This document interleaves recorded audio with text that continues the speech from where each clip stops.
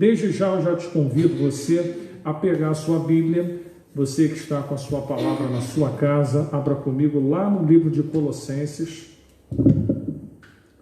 Colossenses capítulo de número 2,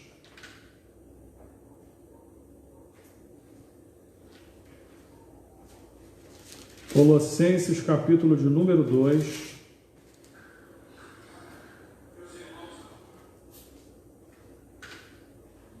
a partir do versículo 12.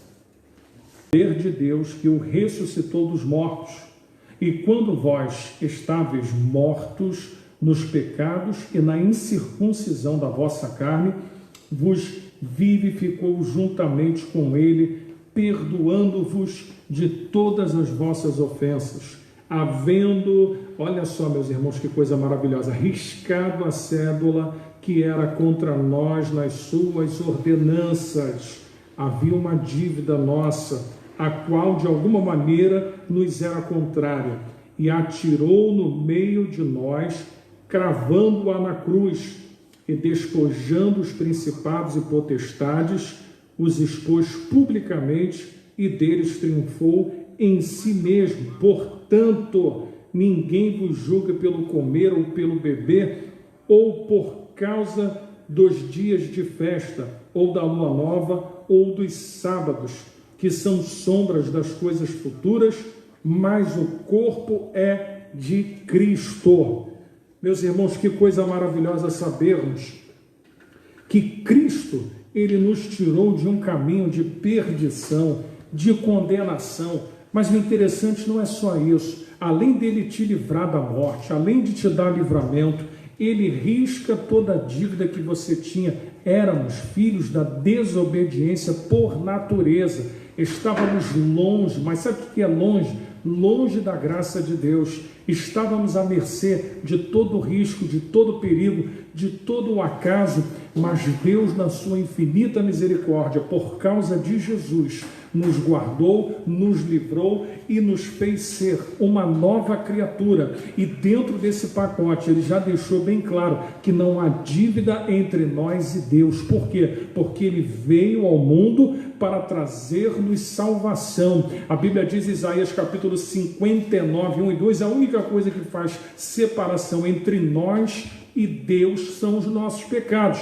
Mas a Bíblia diz, meu irmão, que nós não vivemos mais para o pecado, não somos mais escravos do pecado, porque uma vez que a graça nos alcança, todos os dias nós temos a chance de recomeçar, de lançar sobre a cruz todos os nossos pecados, todos os nossos erros, todas as nossas falhas, porque Ele é bom, porque Ele nos amou sem que merecêssemos. Não temos como trocar, não temos como pagar o que Ele fez por nós, mas o que nós podemos fazer todos os dias, adorá-lo, reconhecê-lo como Senhor da nossa vida, agradecê-lo por todos os benefícios que nos tem feito. Então, meu irmão, te convido nesse momento, nessa live, a estarmos todos juntos no mesmo espírito, porque Ele te amou de uma tal maneira, diz o texto, que Ele se deu por nós, Ele deu o seu Filho, Ele deu o melhor que tinha para que pudéssemos estar aqui. Então, meus irmãos, nós temos inúmeros motivos para agradecer, para louvar a este Deus. Eu quero te chamar nesse momento a nós iniciarmos este período de oração. Meu irmão, nós precisamos orar muito, orar pela nossa nação, orar para que Deus venha coibir esse alastramento desse Covid-19. Nós temos que orar para uma série de outras coisas que paralelamente estão acontecendo. Nós sabemos, meu irmão, que o mundo espiritual, nesses últimos dias, ele tem sido movido, as coisas estão acontecendo, e a igreja, meu irmão, ela só consegue vencer, e ela só tem vitória quando ela compreende que o canal dela é o canal da oração. Nós temos que orar, pedir a Deus para que tome nossa nação nas mãos dele, para que livre do vírus, para que livre de qualquer outra coisa que esteja tentando prejudicar a nossa nação, o nosso país. Então nós vamos orar. Eu te convido, aonde você estiver, na sua casa, no seu quarto, aí na sua sala, Meu irmão, a você curvar a sua cabeça, a você levar o teu pensamento a Deus agora, a você agradecer a Ele por tudo que Ele tem feito na sua vida, porque Ele tem te provido, porque Ele tem te sustentado, porque Ele tem te guardado, porque Ele tem te livrado. São tantas as notícias que temos ouvido, notícias ruins, coisas que muitas das vezes nos atravessam, sentimos como seres humanos, mas nós temos que pedir a Deus agora forças para que a gente possa estar bem, possa estar de pé e possa também ajudar outras pessoas. Se nós não estivermos bem, não conseguiremos ajudar a ninguém, mas se o Espírito Santo, aquele que está conosco, nos fortalecer, nos pôr de pé, meu irmão, então teremos uma palavra para aqueles que precisam, para aqueles que estão necessitados. E são muitas as pessoas que precisam da nossa palavra, são muitas as pessoas que precisam de um socorro. Então eu te chamo agora a você curvar a sua cabeça na sua casa.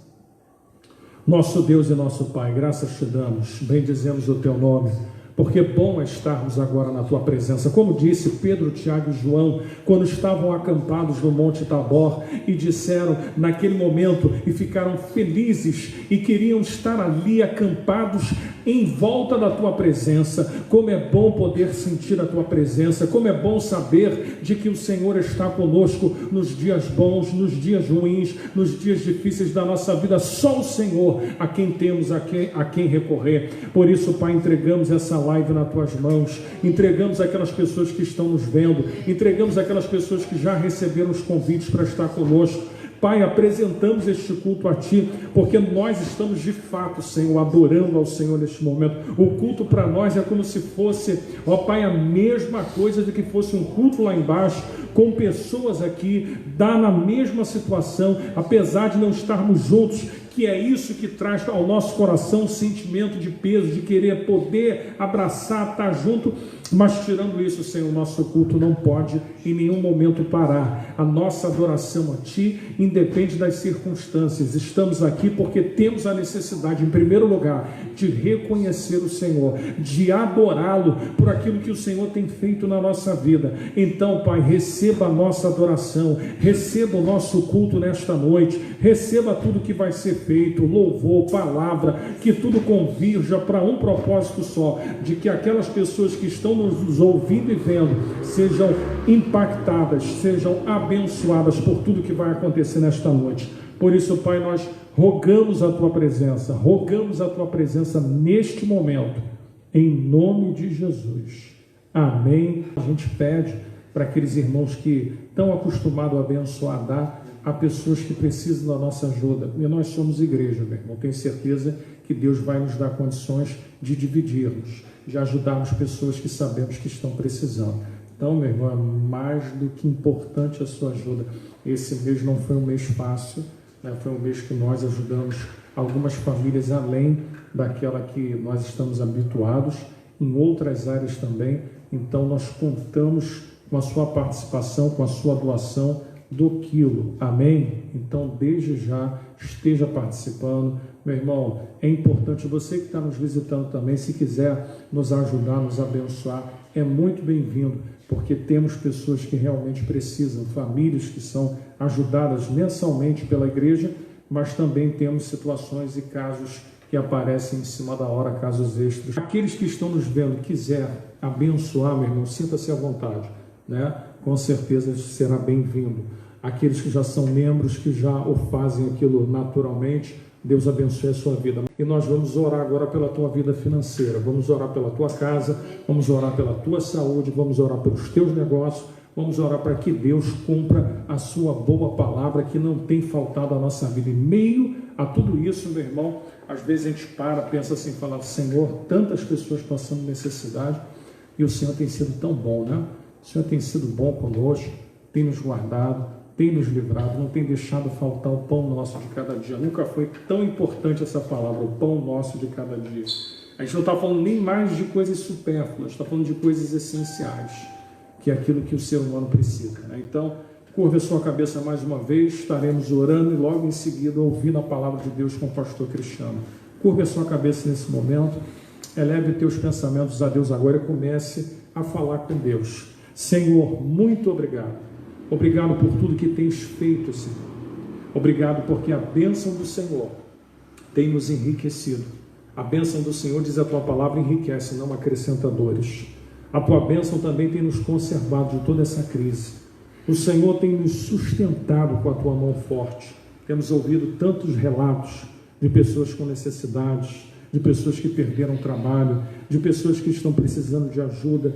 E, Senhor, ó Pai, nos dá condições, nos dá para emprestar, para abençoar, para dar, para fazer aquilo que lhe aprouver, Senhor. Nos dá condições de ter para poder ajudar, Senhor. Aleluia. Em nome de Jesus, Pai, cumpra-se a tua palavra sobre a vida dos teus filhos, sobre aqueles que dizimam, sobre aqueles que ofertam, sobre aqueles também que porventura não fazem, mas gostariam de ter o desejo de fazer.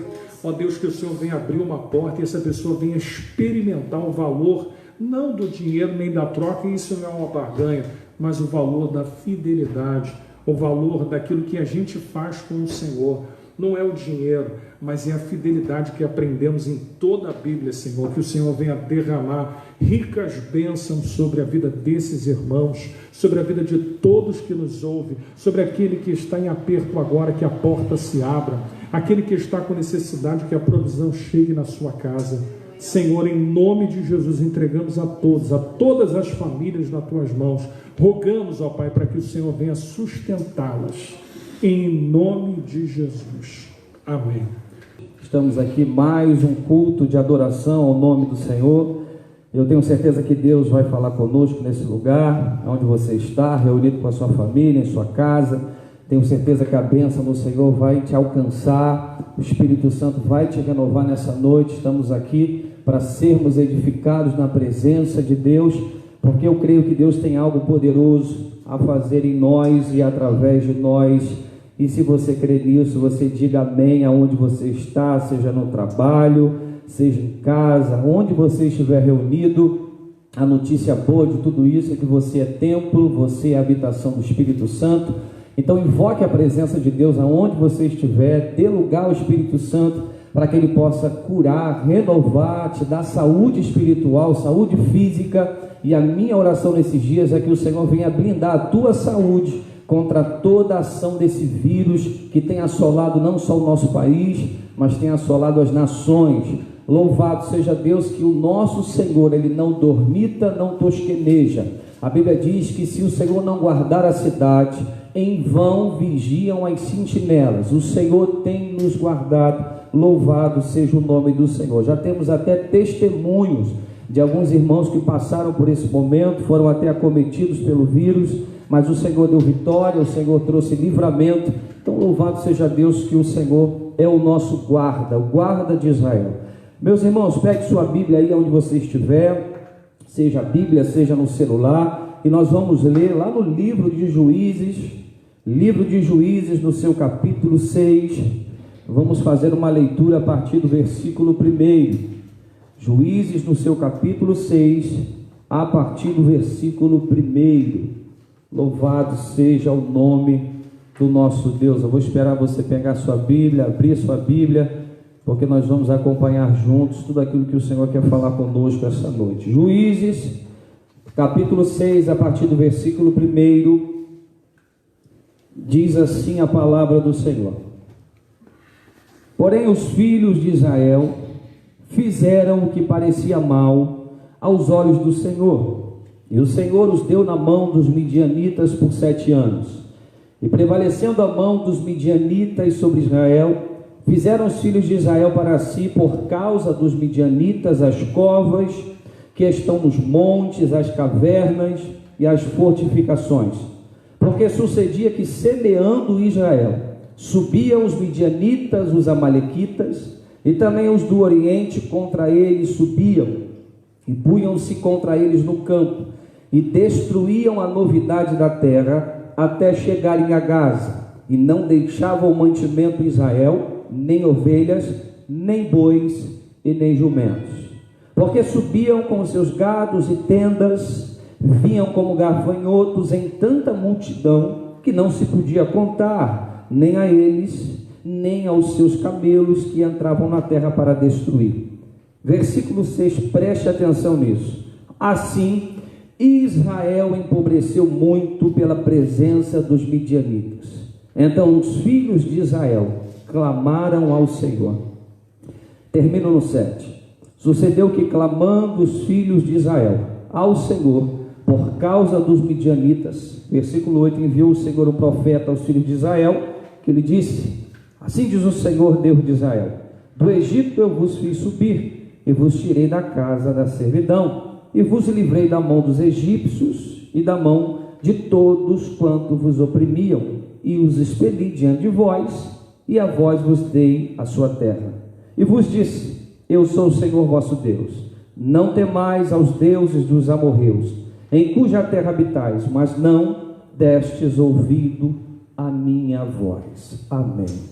Meus irmãos, algumas informações importantes a respeito do livro de Juízes, que nós sabemos que logo que Josué foi chamado para conquistar, aquele que assume depois de Moisés a liderança de todo o povo, conduzindo esse povo à terra de Canaã, uma terra como promessa de Deus para toda esta nação, uma terra que manava leite e mel. Josué teve muitas conquistas, sendo que a Bíblia diz que quando veio a morte de Josué, esse povo que se reunia numa confederação de tribos, você sabe, tribo de Levi, tribo de Judá, a tribo de Dan, então todas as tribos estavam reunidas em torno da liderança de Josué. Logo após a morte de Josué, o livro de Juízes entra em cena, narrando cerca de 300 a 350 anos de história. E a temática do livro de Juízes é Juízes capítulo 17, versículo 6. E cada um fazia o que parecia reto aos seus próprios olhos. Logo após a morte de Josué, muitos começaram a viver um reino teocrático. A teocracia de Deus começa a imperar diante da nação de Israel. Teocracia esta que significa o governo estabelecido por Deus, porque a palavra teos quer dizer Deus e cracia quer dizer governo. Ou seja, logo depois da morte do líder Josué, o povo vive uma teocracia. Deus está governando, Deus está conduzindo, Deus está trazendo o povo a um concerto, a relembrar todas as leis que foram ditas não só pela boca de Moisés, mas refutadas também pela boca de Josué. Então, quando o povo se vê sem uma liderança, o povo começa a se corromper dentro da sua terra. Deus havia dito a esse povo que quando entrasse nessa terra, o povo expelisse os deuses de Baal, Astarote, as práticas idólatras que aconteciam na terra de Canaã, dos povos que habitavam como jebuseus, cananeus. Muitos povos habitavam e traziam a sua idolatria, a sua bagagem. Então a ordem de Deus para esse povo, no capítulo 2, é que esse povo entre, mas que esse povo não venha praticar os costumes do povo daquela terra. É que o povo de Israel seja diferente dos iguais. É que o povo de Israel entenda a fidelidade a Deus, e sabendo que Deus é o rei, ele governa, e eles devem, aleluia, como súditos do rei, obedecerem e andar de acordo com a sua vontade. Juízes capítulo 2, no seu versículo 2, diz assim: e quanto a vós, não fareis acordo com os moradores dessa terra, antes derrubarei os seus altares, mas vós não obedecestes a minha voz. Por que fizeste isso? Então Deus começa a corrigir o povo que outrora começa bem no capítulo 1, conquistando as terras que estavam para ser conquistadas, fazendo alianças entre as tribos. De repente começam a se engodar, começam a ser atraídos pela idolatria da terra de Canaã, e Deus percebe o perigo de tudo isso. O povo começa a se distanciar, é aí que Deus começa a levantar juízes, e esses juízes, algum deles você percebe a notoriedade, como Gideão. Você percebe Débora, quando é levantada como uma juíza em Israel. Então muitos juízes foram levantados com a finalidade de trazer o povo para o centro da vontade de Deus, para que o povo se arrependesse dos seus pecados. Pois bem, no capítulo 6, a partir do versículo 1, o povo acabou de sair de um período de descanso, cerca de 40 anos, a qual Débora vai conquistar. Ela vai junto com aqueles que se decidiram caminhar com ela, e eles vão viver um tempo de paz, um tempo de tranquilidade. Mas de repente o povo se volta ao pecado novamente, e o capítulo 6 começa dizendo que foi o próprio Deus que entregou Israel na mão dos midianitas.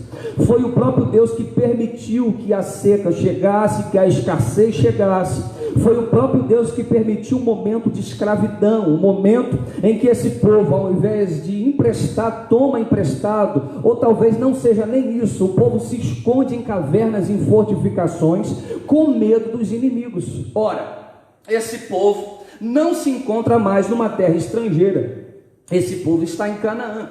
Esse povo está na terra que Deus prometeu a eles. Portanto, eles estão na terra da promessa, eles devem se deleitar naquilo que Deus disse que havia de fazer através deles. Só que nós percebemos que o povo começa a se embaraçar no lugar que Deus chamou para que eles pudessem ser cabeça e não cauda. E você sabe, irmão, o que é ser cabeça e não cauda? Você sabe que a cabeça pensa e a cauda reage ao que a cabeça está pensando. Então, se Deus nos chamou para ser cabeça, Deus nos chamou para influenciar e não sermos influenciados por tudo que acontece ao nosso derredor. Quando você é cauda, você passa a ser influenciado pelo meio, você não é produto do meio. E se você é influenciado pelo meio, você não é mais cabeça, você é cauda. Você só está reagindo ao que a cabeça está pensando, ou seja, alguém está ditando as regras e você está caminhando de acordo com isso. Só que Deus chamou esse povo para ser cabeça, geração eleita, propriedade peculiar sua. E se o povo é cabeça, o povo foi escrito no seu coração a lei do Senhor, na tábua do seu coração. Portanto, não era para o povo pisar na terra, se embriagar com os deuses daquela terra e andarem na mesma prática dos cananeus, dos jebuseus, dos heteus, dos heveus. Então você perceba, o povo de Deus foi chamado para ser diferente. O povo de Deus foi chamado para influenciar e não ser influenciado. O povo de Deus foi chamado para ser cabeça e não cauda. O povo de Deus foi chamado, aleluia, para estabelecer o governo, o reino de Deus na terra. Não foi chamado para ficar apegado ao reino desta terra, às coisas dessa terra. Só que tem muita gente que está se comportando como o povo de Israel. Você lembra lá na frente, no período de Samuel, que o povo vai indagar Samuel pedindo um rei, e Deus vai dizer: Samuel, eu queria governar sobre este povo, mas o povo dizia: Samuel, dai-nos um rei como todas as nações têm os seus reis. Ou seja, Deus chamou esse povo para ser diferente, Deus chamou esse povo para ser propriedade peculiar, e eles estão se comportando como as demais nações. Eles estão dizendo: nós não queremos ser propriedade peculiar de Deus, nós queremos um rei, nós queremos imitar as outras nações. Irmão, se você tem uma identidade forjada por Deus, se Deus separou você como cabeça, você vai influenciar com palavras positivas, palavras de vida eterna, palavras de fé, palavras de encorajamento. Aonde você chegar, irmão, você não vai ser produto do meio, nem tampouco ser influenciado por aquilo que acontece ao seu derredor, porque você foi chamado como sacerdote, como profeta, para que aonde você pise a planta dos seus pés, Deus te dê esse lugar por herança. O problema é quando nós não entendemos a nossa identidade e nos comportamos como o mundo. Nós fomos chamados para andar na contramão do mundo. Você percebe que o povo permanece no pecado, e por conta desse pecado, Deus entregou o povo aos midianitas. Se tem uma coisa que pode nos tirar de desfrutar da promessa que Deus nos fez, é uma coisa chamada pecado. Pecado é a mesma coisa que era errar o alvo. Pecado é rebelião contra Deus.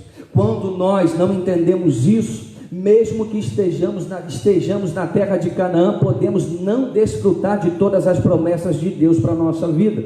Eu gosto de uma frase de Charles Haddon Spurgeon, que diz: Deus nunca permite que seu povo peque com sucesso. Deus nunca permite que aquele povo que foi separado, lavado e redimido pelo sangue de Jesus, peque com sucesso e com êxito, peque e continue desfrutando das promessas de Deus para a sua vida.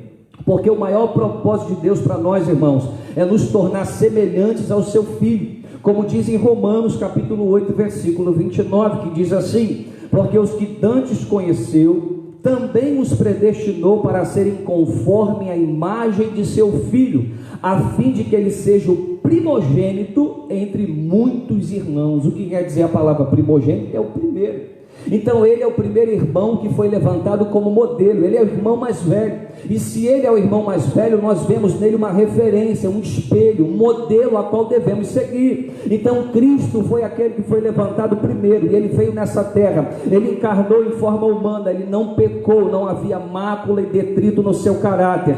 Da forma que Jesus andou é a forma que nós buscamos andar. Jesus é a nossa referência, Jesus é o nosso modelo e é o nosso irmão mais velho. Então é em Jesus que nós queremos nos espelhar, sendo que esse povo permanece no pecado e na iniquidade. E diz a Bíblia que esse povo habita em cavernas e fortificações. E Deus disse que fez promessas a esse povo. Deus está dizendo: ei, eu não chamei vocês para viver debaixo dessa condição, não chamei vocês para viverem escondidos em cavernas, porque na verdade, quando você está no território do inimigo e você é oprimido é uma coisa, mas quando você está no seu território, onde Deus te colocou, e mesmo assim, passivamente você aceitar a escravidão, aceitar a opressão do inimigo, irmão, se Deus te colocou numa terra, Deus quer que você prospere nela, Deus quer que você seja influente nela, Deus quer que você seja um referencial nesse lugar que Ele te colocou, mas tem pessoas que acabam sofrendo a influência do ambiente que se encontra. Então Deus entregou e Deus permitiu. O que acontece aqui? Os midianitas começam a prevalecer, o povo começou a empobrecer, o povo semeava e não conseguia uma colheita com êxito. Você perceba que na lei espiritual que nós conhecemos dentro da palavra de Deus, isso é fato. Quando um lugar tem ausência de Deus, o inimigo prevalece. Então o problema não é a presença do inimigo, o problema não é o exército do inimigo que está se levantando contra nós, o problema é quando Deus se ausenta de determinados ambientes, o problema é quando nós não somos mais morada do Espírito Santo, porque não nos arrependemos, o problema é quando não decidimos ornamentar, limpar, transformar a casa para que Ele encontre morada, para que Ele venha ter liberdade em nós e através de nós. Então você perceba, a ausência de Deus nessa terra provocou desordem, provocou fome, provocou opressão, provocou omissão. Então perceba, o problema, irmão, nesses dias não é a presença do diabo, não é o quanto o diabo tem feito coisas nesse século, o problema é quando a ausência de Deus permanece. Aonde a presença de Deus está, as trevas são dissipadas. Aonde você, aleluia, é luz, as trevas vão ter que bater em retirada. Aonde você chega com a presença de Deus, o ambiente será transformado. Aonde você pisa com a planta dos seus pés, Deus vai influenciar aquele lugar com unção, com autoridade, com salvação, com palavras de vida. Aonde você chegar, aleluia, você vai provocar um desejo nas pessoas de conhecer a Deus, não só de ouvir falar, mas de terem uma experiência profunda, um encontro real com esse Deus de maravilhas. Então o povo vive num contexto de escravidão. É aí que eu entro na história de Gideão. Enquanto o povo vive debaixo de uma opressão, os olhos do Senhor passeiam, como diz a Bíblia, em toda a terra, e Ele procura os verdadeiros adoradores que o adorem em espírito e em verdade.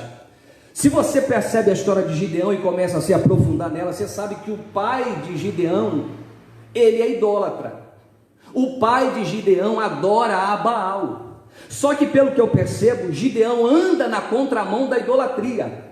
Gideão tem os seus problemas. Gideão está enfrentando não só a escassez, mas como se permite ficar na condição de um escravo, sendo que já passaram 7 anos. E lá em Deuteronômio vai dizer que depois de 7 anos o povo deveria dar o grito de liberdade se vivesse numa situação de escravidão, e ainda eles deveriam sair daquele lugar de escravidão, ou se trabalhavam para alguém debaixo de uma servidão, eles sairiam dali com todo o seu direito, ainda sairiam dali com despojos, aleluia. Então o povo por 7 anos se permite ficar nessa condição. Só que os olhos do Senhor passeiam e enxergam um homem que está malhando trigo no lagar, um homem que está escondendo um pouco que resta, como diz o versículo 11, para o esconder dos midianitas. Olha aí comigo o versículo 11, que diz assim: então o anjo do Senhor veio e assentou-se debaixo de um carvalho. Você sabe, irmãos, que eu fui pesquisar o que significa o carvalho, porque eu percebi que o carvalho na Bíblia, ele tem várias referências importantes, ele tem uma notoriedade interessante. Eu quero citar só uma delas que está lá em Gênesis capítulo 12, no versículo 6 e 7, que diz que quando Abraão saiu debaixo da direção de Deus, ele chegou ali em Siquém, nos carvalhais de Manre, e diante de um pé de carvalho, uma árvore de carvalho, ele levantou um altar. E você vai ver referências a respeito de Jacó, a respeito de Josué que levanta uma pedra simbolizando o altar em frente a um carvalho. E eu fui pesquisar a respeito do carvalho, eu descobri que o carvalho é uma árvore de madeira muito forte, e que as dimensões ou a circunferência dessa árvore, ela chega até de 6 a 8 metros na sua circunferência. Então ela é uma madeira muito resistente, que muitas pessoas gostam de usar essa madeira para construção, porque ela traz um simbolismo de firmeza. Então você percebe também que as raízes do carvalho, segundo alguns estudiosos, são raízes muito profundas. Portanto, o carvalho consegue alcançar proporções e dimensões muito altas. Então você percebe que o carvalho é símbolo de força. O carvalho fala de raízes profundas. E quando o anjo do Senhor, quando você percebe no texto, a palavra anjo do Senhor no versículo 11 é anjo com A maiúsculo, significa uma teofania do próprio Deus, uma manifestação de Deus, ou uma cristofania, uma manifestação ou uma aparição de Cristo no Velho Testamento. Porque enquanto o Senhor está procurando no meio de um povo que se esconde em cavernas, um coração quebrantado, contrito e alguém disposto, aleluia, a ser canal de Deus para que o Senhor venha mudar essa situação. E quando o anjo do Senhor desceu lá no carvalho, simboliza que Deus está dizendo a Gideão: Gideão, eu vim para escavar tuas raízes, porque eu quero raízes profundas. Gideão, eu enxerguei em você uma resistência, eu enxerguei em você uma firmeza, eu enxerguei em você uma qualidade, aleluia, que eu estou apto para usar. Tanto que o anjo do Senhor vai dizer a ele: homem valoroso. O que há, irmão, de valor num homem que se esconde em cavernas todas as noites? Um homem que está escondendo o trigo no lagar, porque lagar não é lugar de se bater o trigo, mas lagar é lugar de se pisar uvas. Então Gideão sabe que se ele malhar trigo na eira, os inimigos vão ceifar, aleluia, aquilo que ele está semeando. Então ele vai covardemente se esconder dentro do lagar. E quando ele se esconde dentro do lagar, a palavra desafiadora do anjo do Senhor é dizendo: varão valoroso. Eu pergunto a você, aonde está o valor de um homem que se esconde todas as noites ao término do seu trabalho?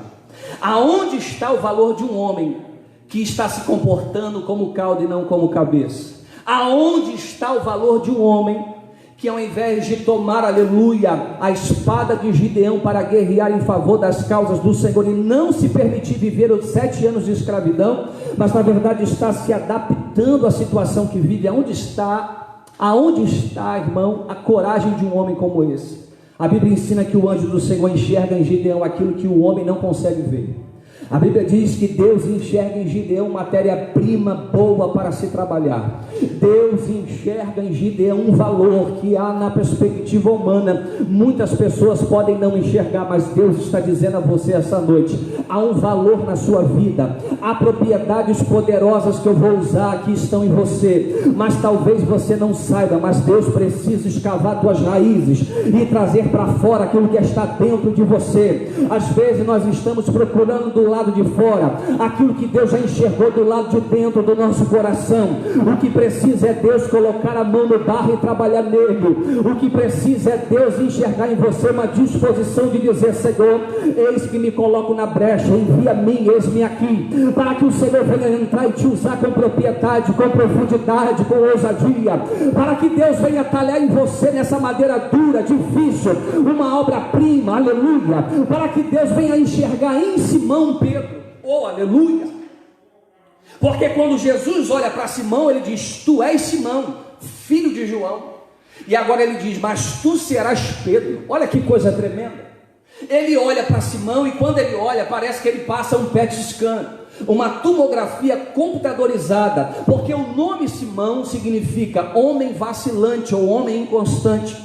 Quando ele olha para o Simão, ele diz: eu conheço a tua estrutura, tu és um homem constante, você é um homem, aleluia, de dúbio pensamento, você é um homem constante, você é um homem que age por emoção. Mas olhando para você, Simão, eu quero te dizer uma coisa: você vai ser Pedro nas minhas mãos, eu vou talhar em você um Pedro.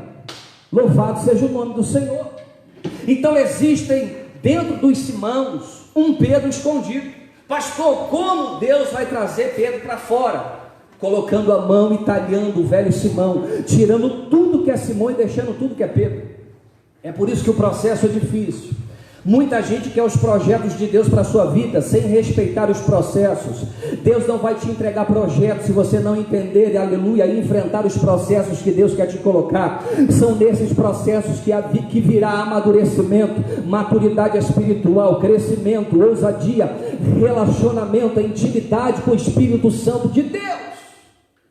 Irmão, as maiores palavras de pregação, os melhores louvores são dados àqueles que são levados no Getsêmani, aqueles que se permitem, aleluia, ser prensados, porque o nome Getsêmani significa prensa de azeite, oh aleluia.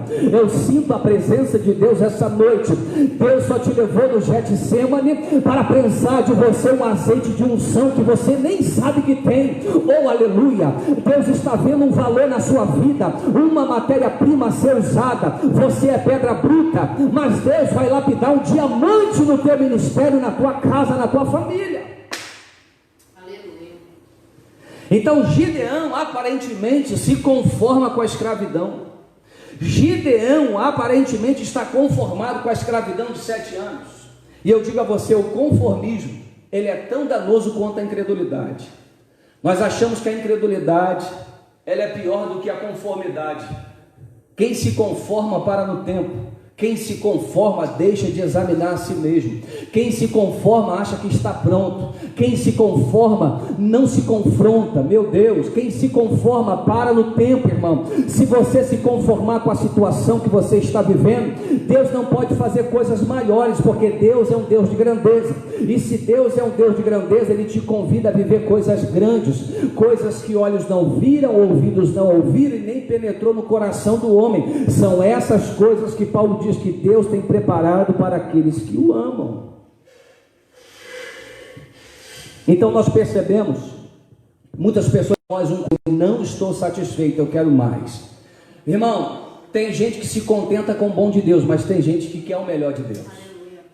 Preste atenção no que eu vou te dizer. Deus prometeu a Abraão um filho. Deus disse: Abraão, eu vou te dar um filho, eu vou te fazer pai de nações, tu serás pai de multidões. Isaac era o bom de Deus para a vida de Abraão.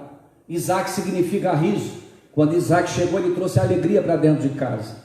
Abraão começou a se deleitar com a promessa. O bom de Deus caminha e passeia por toda a sua casa.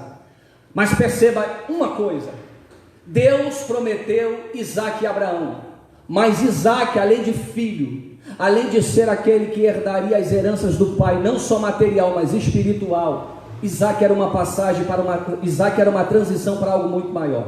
Porque Deus diz: tu serás pai de multidões, não só pai de Isaac. Tem gente que se contenta em ser pai de Isaac, porque a bênção chegou, ele está satisfeito. Ele diz: o bom de Deus chegou na minha casa, estou totalmente satisfeito.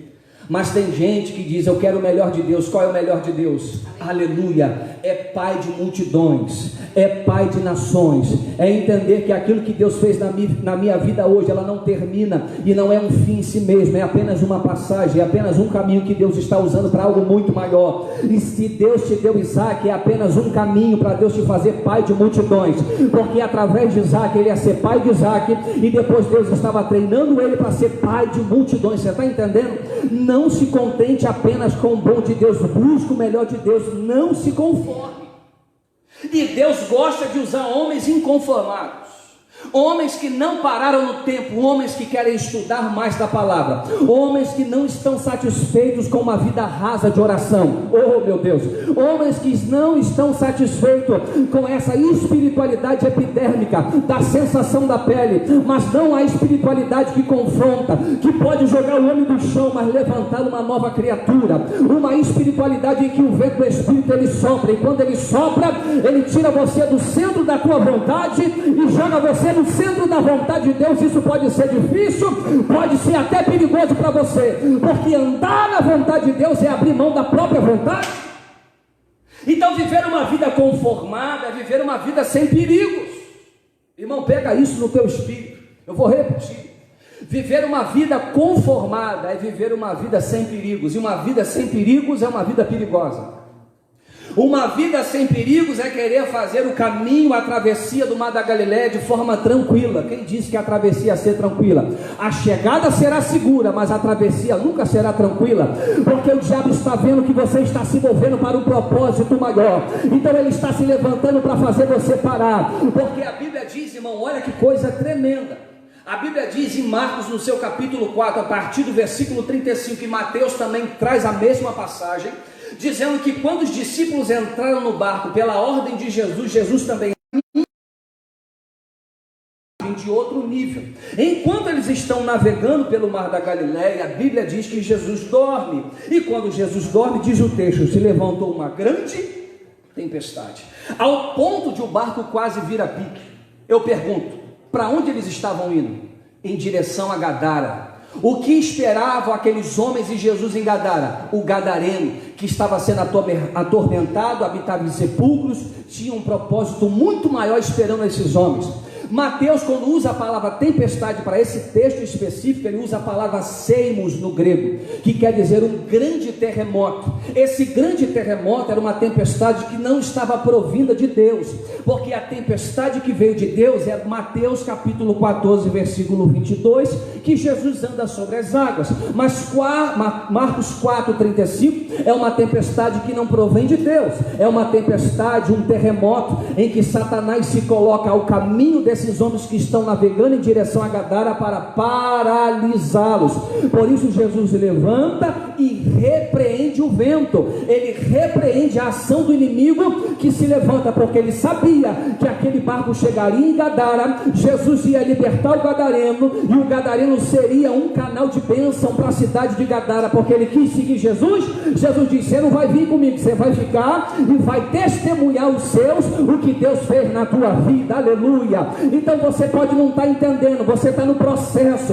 Enquanto você está no processo, Deus está preparando um projeto muito grande, e o processo é difícil, é árduo. Satanás pode se levantar, a Bíblia diz, por um caminho ele vem, oh meu Deus, mas por 7 ele vai ter que bater em retirada, aleluia. E a Bíblia diz, você vai passar pelas águas, mas elas não te submergirão. Você vai passar pelo fogo, mas ele não vai te queimar, aleluia, porque se é Deus que está conduzindo você a esse lugar, pode vir tormenta, pode vir terremoto, pode vir tempestade, você não vai ficar à beira do caminho, você vai chegar em Gadara, e o nome de Jesus será glorificado na tua vida, e você dá um glória a Deus aí na tua casa. Aleluia. Então, irmão, diante da conformidade de Gideão, eu vejo nele matéria-prima boa que Deus quer trabalhar. Ele é varão valoroso. O seu nome quer dizer lenhador, aquele que corta. Ele foi chamado para cortar os bosques, os altares de Baal, de Astarote, sendo que esse homem se conforma na condição que está. E eu quero dizer uma coisa, irmão, como diz o pastor Martin Luther King, o problema não é o grito dos maus, mas o silêncio dos bons. O problema não é o quanto o mundo está gritando. O problema não é o quanto Satanás está tentando nos amedrontar com palavras negativas, palavras de derrota. O problema é o silêncio dos bons que tem a palavra de vida eterna. O problema são aqueles que foram chamados, aleluia, como sacerdócio real, se conformarem com a situação que vivem e aceitarem palavras que o mundo libera sobre eles, e se conformarem, olharem para dentro de si e dizerem, eu não posso, eu não consigo. Deus não vai fazer, eu não tenho capacidade. Se você diz em oração que você não tem a capacitação necessária para fazer, bem-vindo, é você que Deus vai usar, porque primeiro você reconheceu que não é capaz, e por reconhecer que você é uma matéria-prima bruta a ser trabalhada, Deus pode entrar e trabalhar em você. O problema é quando você acha que pode, o problema é quando você olha para dentro de si e acha que o seu conhecimento você consegue fazer, irmão, aí Deus não vai usar. Deus usa os humildes, os quebrantados de coração, aqueles que olham para dentro de si e olham e dizem, Deus, o que o Senhor me chamou para fazer é maior do que eu. Irmão, pensa nisso. O que Deus chamou você para fazer é maior do que você. É por isso que é desafiador demais entrar nesse projeto. É um projeto que você olha, parece que você não tem os recursos necessários para fazer, mas quando o Espírito Santo, irmão, veio fazer morada na tua vida, ele trouxe todos os recursos que você precisa. Ele te trouxe os dons do Espírito Santo, ele te trouxe o fruto do Espírito Santo. Você tem todos os recursos necessários para prosperar e ser canal de Deus na vida de alguém. Então, vivendo essa conformidade, eu percebo uma crise de identidade na vida desse homem. Eu fiz algumas anotações interessantes para nós pensarmos nessa noite, que em cada um de nós existem 3 pessoas. A primeira pessoa é a que nós achamos que somos, é a que nós idealizamos, é a que nós formatamos no nosso entendimento. Então a primeira pessoa é a que achamos que somos. A segunda pessoa é o que os outros pensam que somos. E parece que as pessoas dão muita importância para aquilo que as pessoas pensam a respeito dela. Eu li uma matéria importante esses dias, interessante a matéria, que o escritor dizia: nós não estamos mais enfrentando o problema da teologia da prosperidade, mas a teologia dos mimados. São pessoas que não se deixam trabalhar por Deus na sua estrutura, e por qualquer palavra que lançam contra elas, ou por qualquer pessoa que discorde daquilo que ela pensa, daquilo que ela acha como estilo de vida, facilmente ela começa a se desviar dos preceitos do Senhor e começa a desanimar. Você vê um bando de gente afastada de Deus, por quê? Porque alguém feriu, porque alguém disse uma palavra que magoou. Então a gente vive hoje a teologia dos mimados, pessoas que têm uma estrutura, pessoas que são chamadas de flocos de neve. Pessoas como essas não vão muito longe na presença de Deus, porque Deus, como bom olheiro, quer trabalhar na tua estrutura, irmão. Se tem uma coisa que eu aprendi na caminhada, e principalmente com o pastor Elites, que nos ensinou, se Deus te chamou para ser profeta e ser pastor, aprenda a apanhar. Se você não aprender a apanhar e não tiver estrutura para isso, irmão, não queira, aleluia, ser Paulo e se colocar na condição de Paulo sem sofrer as mazelas que Paulo sofreu. Você lembra que Deus colocou Moisés para conduzir o povo pelo deserto? A Bíblia diz que Moisés era um homem muito manso na terra. Quando Deus disse a Moisés: eu vou matar esse povo é de dura cerviz, esse povo caminha comigo, mas quer voltar para o deserto, Moisés intercede pelo povo e diz: Senhor, não faça isso, não mate esse povo no deserto. O que as outras nações vão dizer? Que o Senhor tirou esse povo da terra do Egito e matou no deserto. Sendo que você vê a estrutura de Paulo, quando ele vai resolver um problema dentro da igreja de Corinto, a igreja de Corinto fluía nos dons do Espírito Santo. Pensa numa igreja que você entra, o fogo desce, o teto cai, paralítico anda, cego enxerga, Deus faz milagres poderosos dentro da congregação, mas a congregação enfrenta problemas de litígio, enfrenta um problema de incesto, que o filho se deita com a mulher do próprio pai. E quando chega aos ouvidos de Paulo, Paulo energicamente tenta resolver o problema, dizendo: entregue para Satanás, para que ele se arrependa, para que haja conversão, para que ele não perca a sua alma no inferno. Agora pensa comigo, dentro dessa estrutura de problema que Paulo enfrenta, se Deus coloca um homem com uma estrutura frágil para resolver problemas que aconteciam dentro da igreja de Corinto, ele suportaria o que Paulo suportou? Então, irmão, se você quer ser como Paulo, entenda que as estruturas de Paulo foram lapidadas por Deus, e Deus estruturou esse homem. Foi o maior plantador de igrejas por toda a Europa, por toda a Ásia. Então, se você quer chegar longe naquilo que Deus chamou você para fazer, deixa Deus tocar nessa tua estrutura frágil, deixa Deus forjar um guerreiro em você, aleluia. Deixa Deus levar você às nações com uma estrutura fortificada e raízes profundas.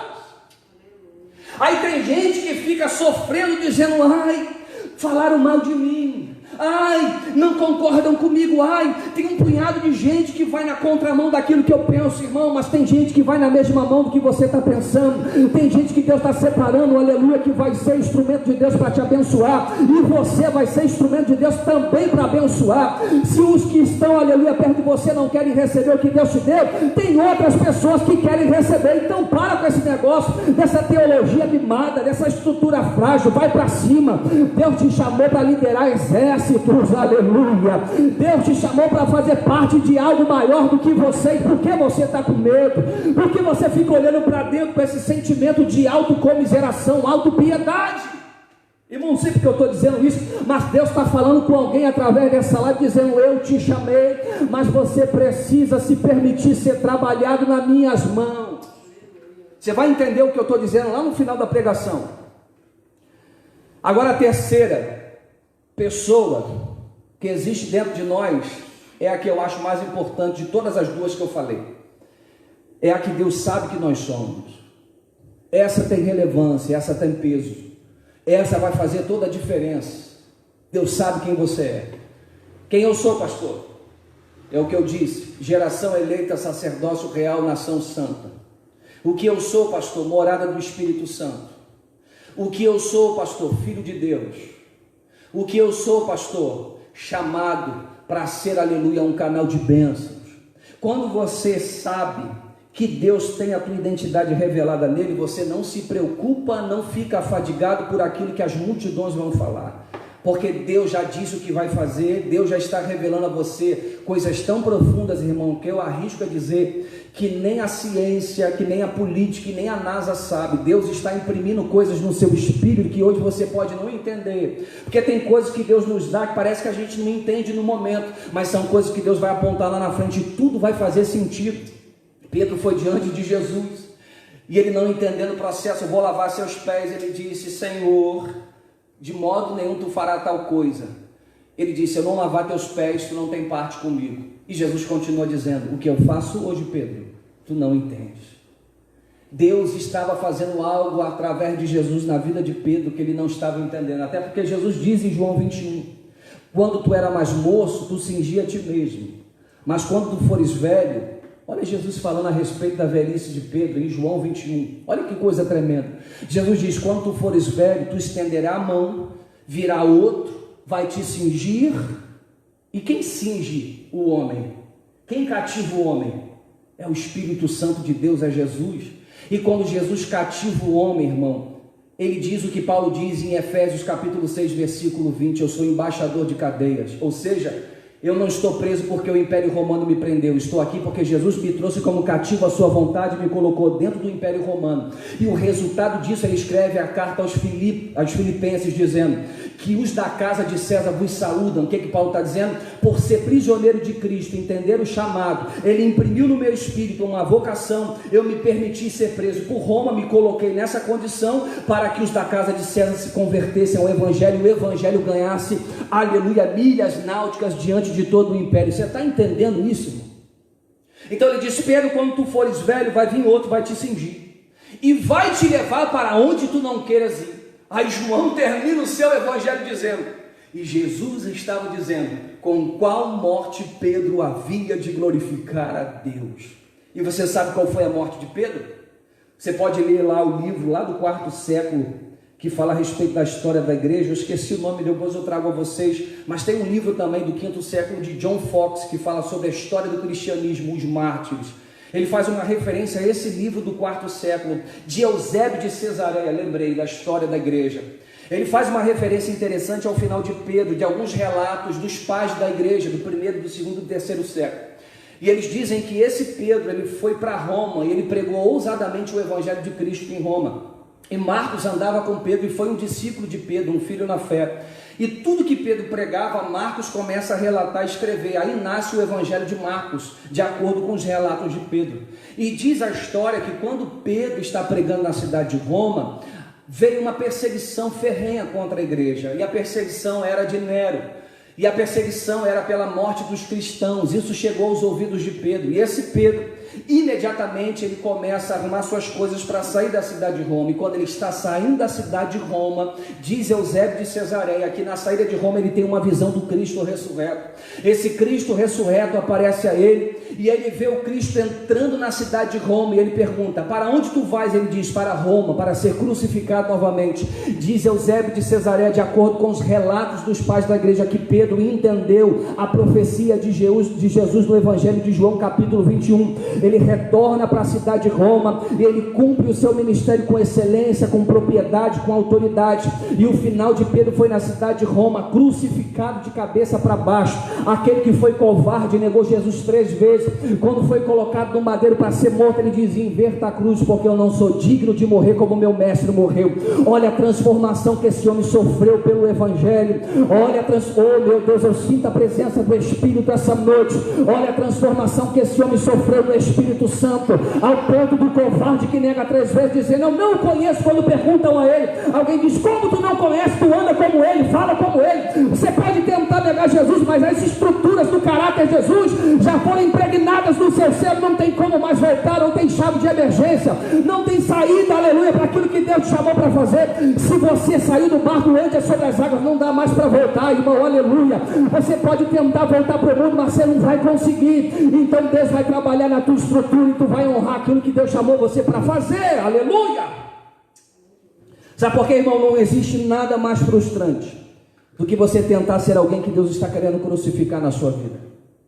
Não existe nada mais frustrante do que você querer manter uma estrutura velha e Deus está querendo implodir ela. Nós resistimos muitas vezes e queremos deixar a nossa ira falar mais alto, e às vezes deixamos. Só que a capacidade de você olhar para ele e dizer: eu tenho que mudar, eu tenho que ser transformado, Deus tem que entrar na minha vida e pegar esse homem afoito, esse homem difícil, esse Pedro truculento, e transformá-lo para a glória de Deus. Então não existe nada mais frustrante do que você manter uma identidade que Deus nunca te chamou para ser. Isso é frustrante demais, irmão.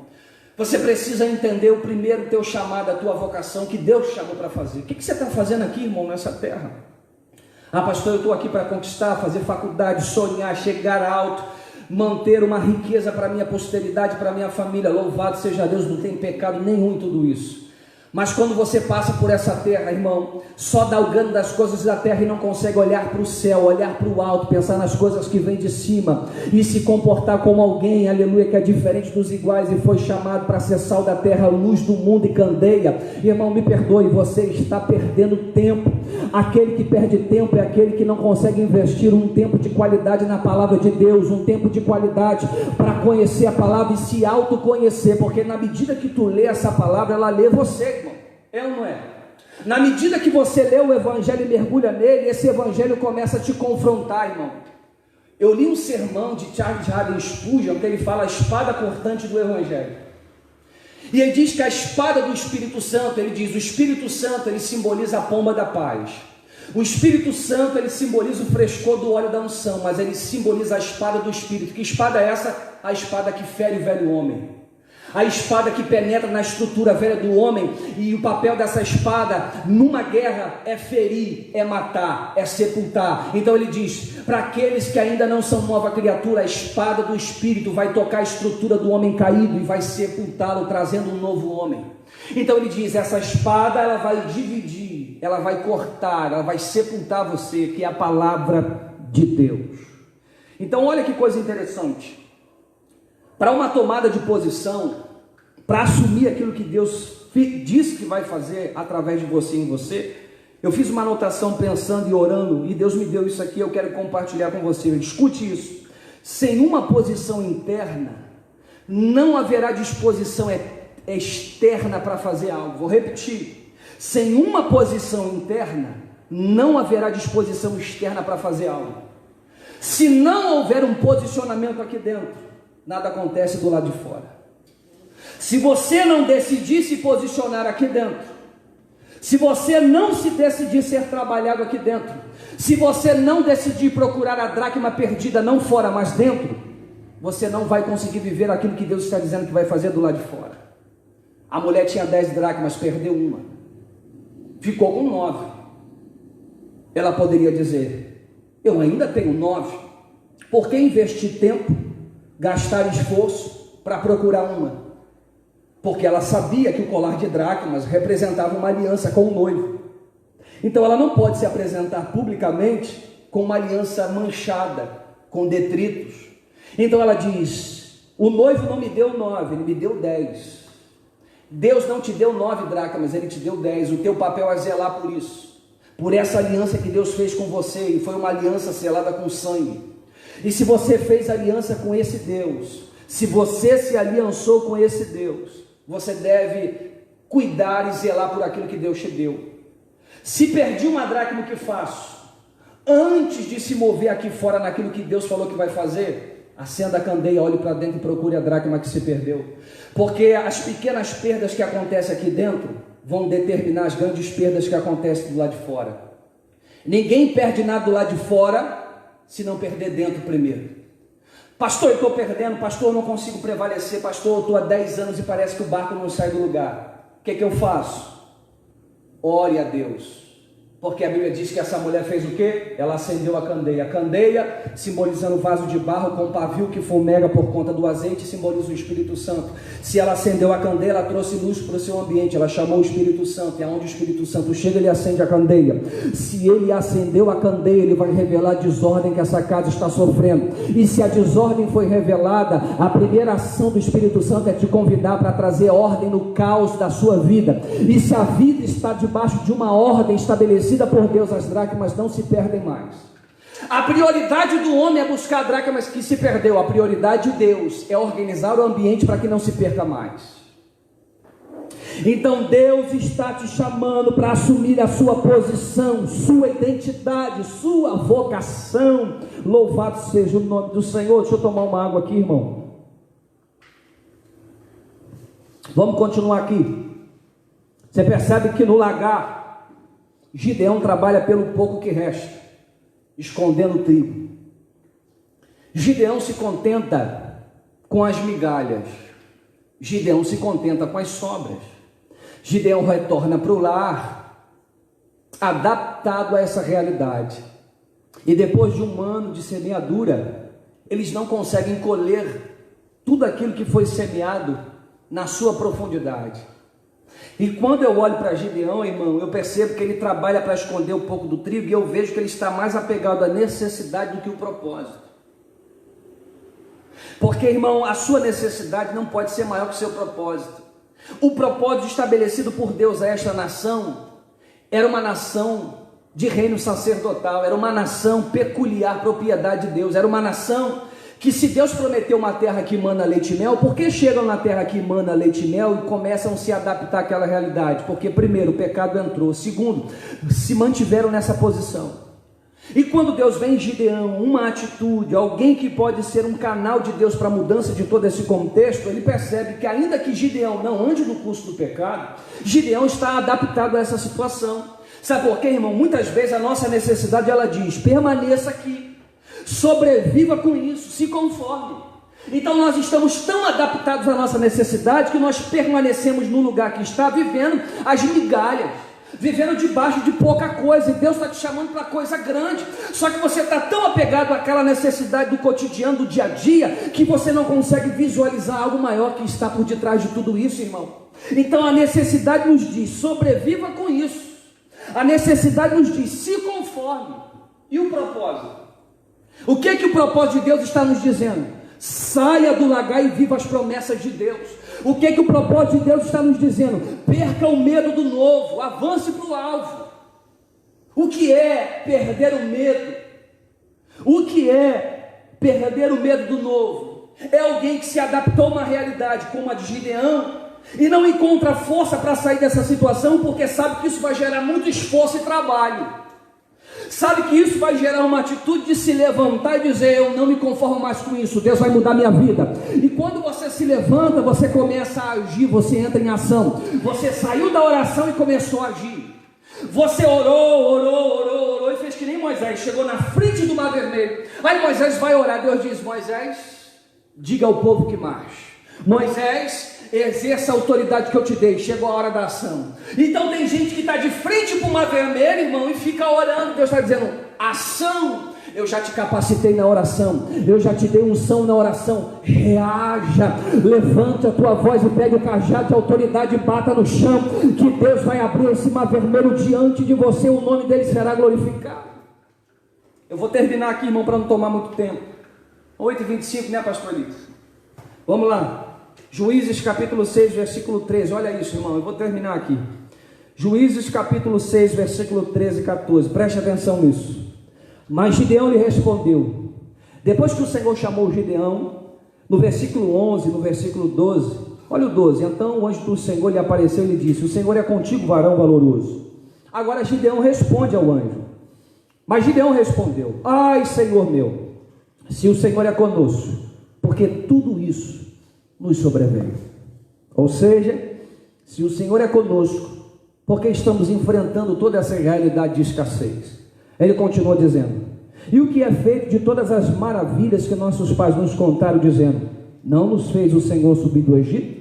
Porém agora o Senhor nos desamparou, nos deu na mão dos midianitas. Olha que coisa interessante. Gideão conhece a história dos seus pais. Gideão ouviu falar de Deus. Gideão diz: os nossos pais nos contaram de todas as maravilhas que aconteceram lá no deserto. Lá quando Deus conduziu o povo, teve coluna de fogo, teve maná descendo do céu, teve a nuvem, teve provisão, as sandálias não envelheceram, as roupas não envelheceram, a água jorrou da rocha. Então ele conhece a história de Deus, mas ainda não conhece o Deus da história. Eita, irmão, isso é muito forte.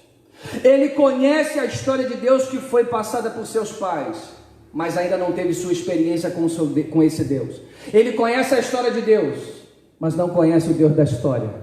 E por não conhecer o Deus da história, ele se permite viver a conformidade, ele se permite viver dentro da condição que vive.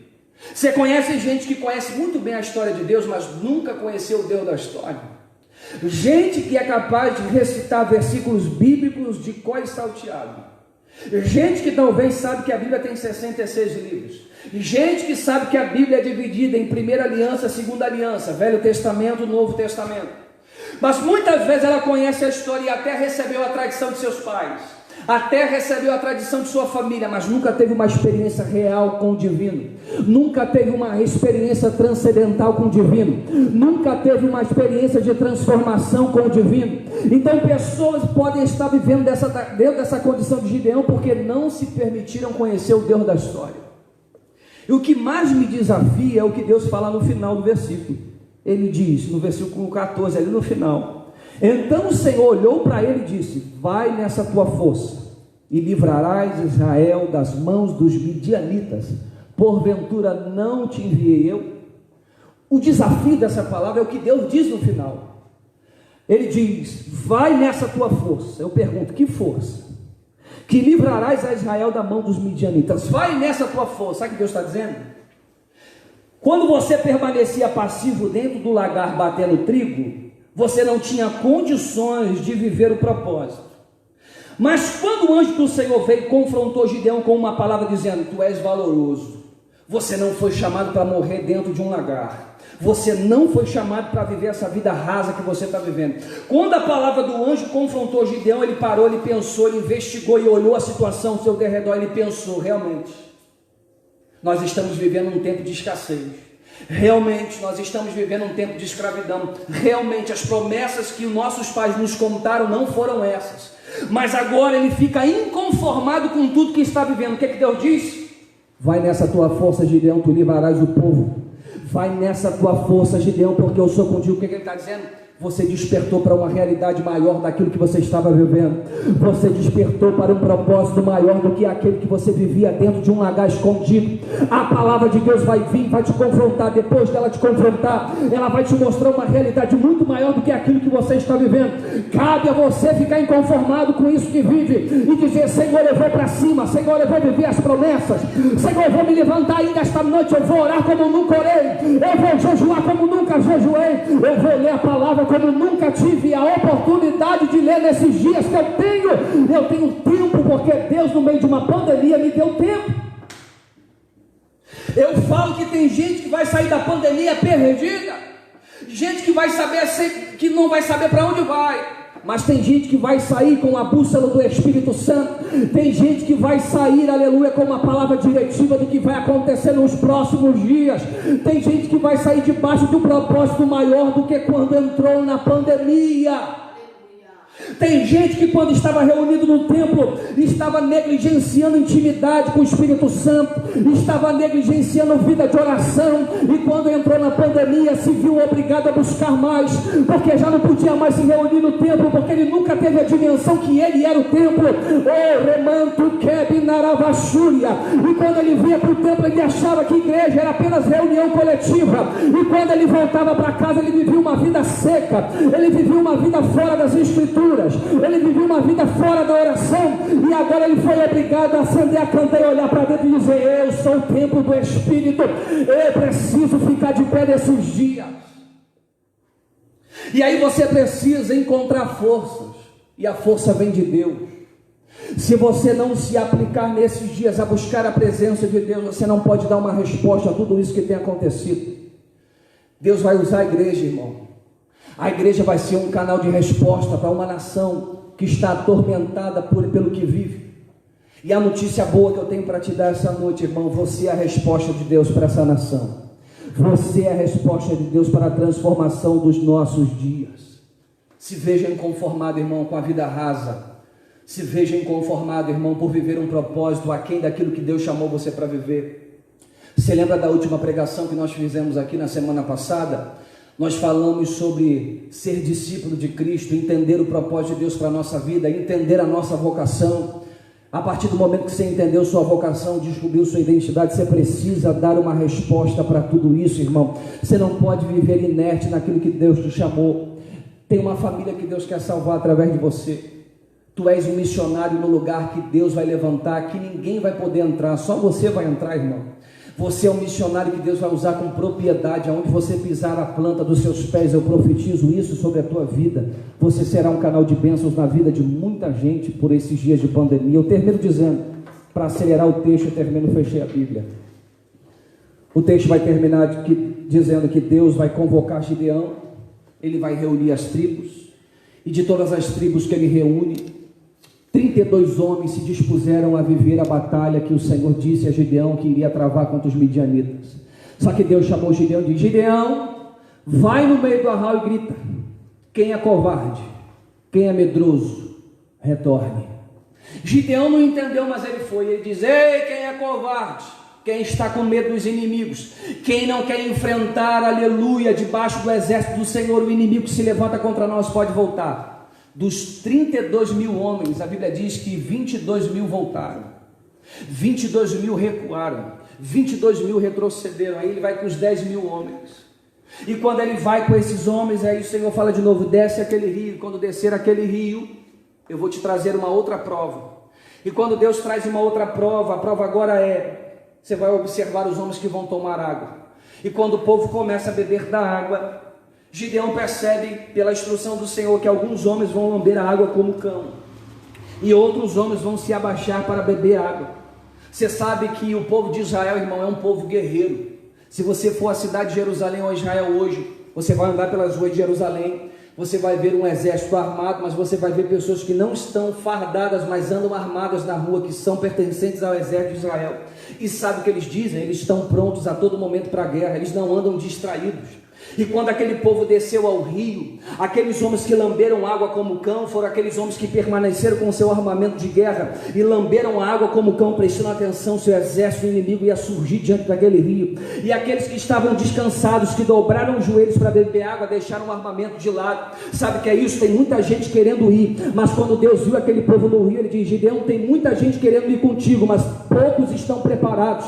Tem gente querendo ir, está se colocando na fileira dos exércitos do Senhor, está achando que está preparado. E quando nós enfrentamos momentos como esse, Gideão discerniu e disse: ei, agora eu entendi, Senhor, tu está me dizendo que desses homens só 300 vão comigo. Ele está dizendo: de todos esses homens que estão aqui, só 300 estão preparados para pelejar. E outra coisa, Gideão, eu não divido minha glória com ninguém. Com 300 homens tu vai vencer um exército que você não tem dimensão, um exército de 135 mil midianitas. Irmão, qual exército de 300 homens pode vencer um exército de 135 mil? A Bíblia diz que quando você está com Deus é maioria. Se você está com Deus, tenha certeza, Ele vai pelejar tuas guerras, Ele vai pelejar tuas pelejas, o Senhor vai na frente da tua batalha. E diz a Bíblia que Gideão reuniu os 300 homens, tocou buzina, quebrou os cântaros, porque ele levou, olha o que ele levou para a guerra: cântaros, tochas e buzinas. Irmão, esse povo não foi com espada, não foi com escudo, não. A estratégia de Gideão eu vou de acordo com o exército do Senhor, aquilo que ele me disse. Então vocês vão com vaso, com tocha e com buzina. Quando chegaram diante do monte, eles quebraram o vaso, levantaram a tocha e tocaram a buzina. Você sabe que era do conhecimento de todo o exército que quando um homem se posicionava e tocava uma buzina, ele era um chefe de 100 homens. E por ser um chefe de 100 homens, a Bíblia diz que eram 300 homens que estavam com Gideão. Quando ele tocou a buzina, quando o primeiro homem toca a buzina, porque os 300 tocaram, o exército dos midianitas, imagina, Peraí, para cada toque de buzina tem 100 homens. Então, se são 300, são 300 mil soldados que se levantam contra nós. Deus deu estratégia para Gideão para vencer a guerra. Sabe o que eu quero te dizer essa noite? Deus vai te dar estratégia para tu sair da onde você está. Deus vai te dar estratégia para vencer o exército inimigo. Deus vai te dar estratégia para abrir essa empresa.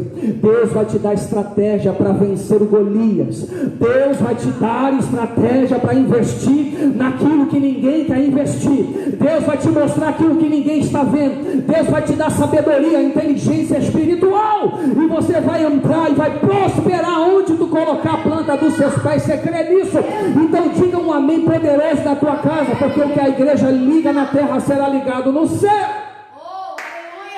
E Gideão venceu. E eu quero orar pela tua vida, dizer que você vai vencer. Eu quero orar pela tua vida, dizer que Deus é contigo. Eu quero orar pela tua vida para dizer coisas maiores estão por vir na tua história. E se coisas maiores estão por vir, irmão, levanta um altar maior de adoração ao nome do Senhor. Fecha teus olhos aonde tu estiver nesse momento, que eu quero clamar, Deus, pela tua vida. Fecha teus olhos aonde você estiver, que eu quero interceder por ti nessa noite, para que o poder do Espírito possa te revestir, para que você vença. Fecha teus olhos no lugar que você está e vamos orar. Espírito da verdade, nós te louvamos essa noite. Bendizemos o teu nome porque sentimos a tua glória. Sentimos o óleo fresco da tua unção, Senhor, vindo sobre nós para nos capacitar para algo maior. Meu Pai, que venhamos entender os dias que estamos vivendo, que venhamos crescer a cada dia mais, Senhor, no relacionamento contigo, que venhamos sair mais fortes desse momento que estamos enfrentando, mas não nos deixe, Senhor, viver uma vida rasa, aquém daquilo que o Senhor nos prometeu. Pai, nós não queremos estar na terra de Canaã vivendo como escravos. Se o Senhor nos colocou na terra de Canaã, o Senhor nos colocou para gozar das promessas, para deleitar-se, Senhor, em tudo aquilo que o Senhor nos deu. Portanto, eu profetizo sobre o teu povo essa noite encorajamento, autoridade, ousadia. Eu profetizo, Senhor, que o teu povo vai entrar nessa terra e o teu povo, aleluia, vai desfrutar de tudo que o Senhor prometeu. Ai, Espírito da verdade, eu te agradeço. Te louvo pela tua santa e poderosa presença esta noite. Tua palavra é rema, tua palavra é viva, tua palavra é eficaz. E ela penetrou em nossa vida, em nosso coração, e ela fez uma transformação de dentro para fora. Obrigado, Senhor, por tudo que tu fizer esta noite através dessa live. Que ela alcance não só as pessoas que estão ouvindo, mas até no término dessa live que ela seja compartilhada e que outras pessoas sejam edificadas para a glória do teu santo nome. E toda a igreja que está aí reunida no nome de Jesus, diga amém. Que o Senhor te abençoe nessa noite.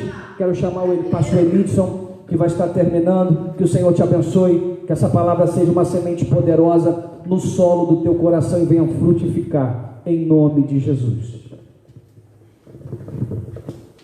Meus irmãos, estamos chegando ao fim. Tenho a certeza que você foi abençoado por esta palavra.